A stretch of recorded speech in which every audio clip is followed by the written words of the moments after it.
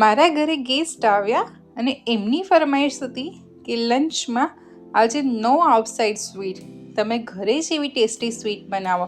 તો મેં બી ડિસાઈડ કર્યું કે આજે વિન્ટર ચાલે છે તો વિન્ટર સ્પેશિયલ સરસ એવો ગરમા ગરમ ઘઉંનો શીરો બનાવો, પછી એકદમ ઘીથી લથપથ હોય અને તાળવેના ચોટે એવી રીતે બનાવો.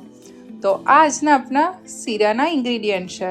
હવે આપણે રૂમ ટેમ્પરેચરવાળું ઘી લીધું છે. ઘી ગરમ થાય એટલે એમાં બદામ અને કાજુના મેં આ રીતના ટુકડા કર્યા હતા, એને મેં ઘીમાં થોડી વાર સાંતળી લીધા. આ પ્રોસેસ કરવાથી જ્યારે બી શીરામાં નટ્સના બાઇટ્સ આવશે ત્યારે ઘીનો જે અંદરથી ટેસ્ટ આવશે એ બહુ સરસ આવે છે. એટલે આપણે શીરો બની જાય ત્યારબાદ કાચા એડ કરવા કરતાં આ રીતે ઘીમાં 1-2 મિનિટ સાંતળી લઈએ તો એનો ટેસ્ટ થોડો વધારે ઇન્હાન્સ થઈ જાય છે. હવે ઘી ડ્રોપ આઉટ કરી અને આપણે ડ્રાયફ્રૂટને સાઈડ કરી લઈશું. હવે આપણે અત્યારે 1 વાડકી જેટલો ઘઉંનો ઝીણો લોટ લેવાનો છે, જે આપણે ભાખરી કે રોટલીમાં યુઝ કરતા હોઈએ છીએ એ જ ઘઉંનો ઝીણો લોટ લીધો છે. હવે હાલ અત્યારે આપણે 2 ચમચી ઘી લીધું હતું અને મિક્સ કર્યા બાદ જરૂર જણાય તો ફરી આપણે એમાં 1 ચમચી ઘી એડ કરીશું. જેમ જરૂર જણાશે એમ ઘી આપણે એમાં એડ કરતા જઈશું અને શેકતા જઈશું. અત્યારે મેં 3 ચમચી જેટલું ઘી એડ કર્યું છે રૂમ ટેમ્પરેચરવાળું. તો અત્યારે આ રીતે સરસ ઘીમાં શેકાય એવું ટેક્સચર આવી ગયું છે. આ રીતે લો ફ્લેમ પર સરસ લોટને શેકવાનો છે. જો તમે લોટ શેકવામાં કચાશ રાખશો તો જ્યારે શીરો ખાશો ત્યારે તાળવે ચોંટશે અને શીરો બરાબર લચકેદાર જે કહેવાય એ નહીં થાય. એટલે આ રીતે લોટ સરસ એવો લાઇટ બ્રાઉન કલર આવે ત્યાં સુધી શેકવાનો છે અને લોટ શેકાશે એની સરસ અરોમા આવે ત્યાં સુધી આપણે લોટને સરસ એવો શેકવાનો છે. તમે જોઈ શકો છો ફ્રેન્ડ્સ કે સરસ એવો લાઇટ બ્રાઉન કલર આવી ગયો છે આપણા લોટમાં. તો આ સ્ટેજ પર આપણે ગળપણ એડજસ્ટ કરવા ખાંડ એડ કરીશું.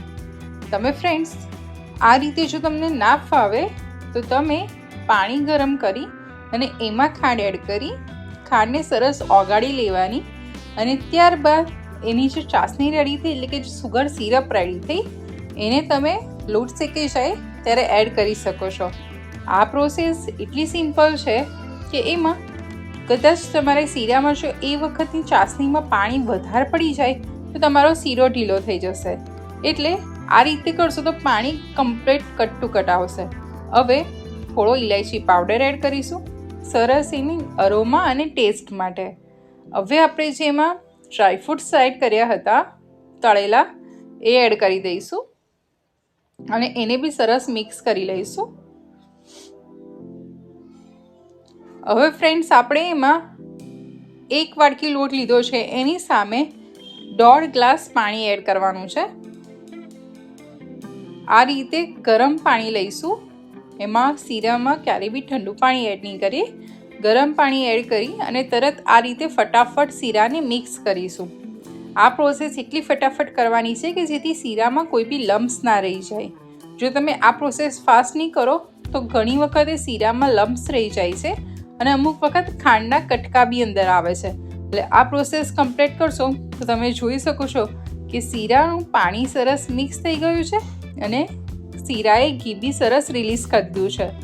તો શિયાળાની કડકડતી ઠંડીમાં ખાવાની મજા આવે એવો ગરમા ગરમ ઘઉંના લોટનો શીરો રેડી થઈ ગયો છે, જેને કડા પ્રસાદ બી કહે છે.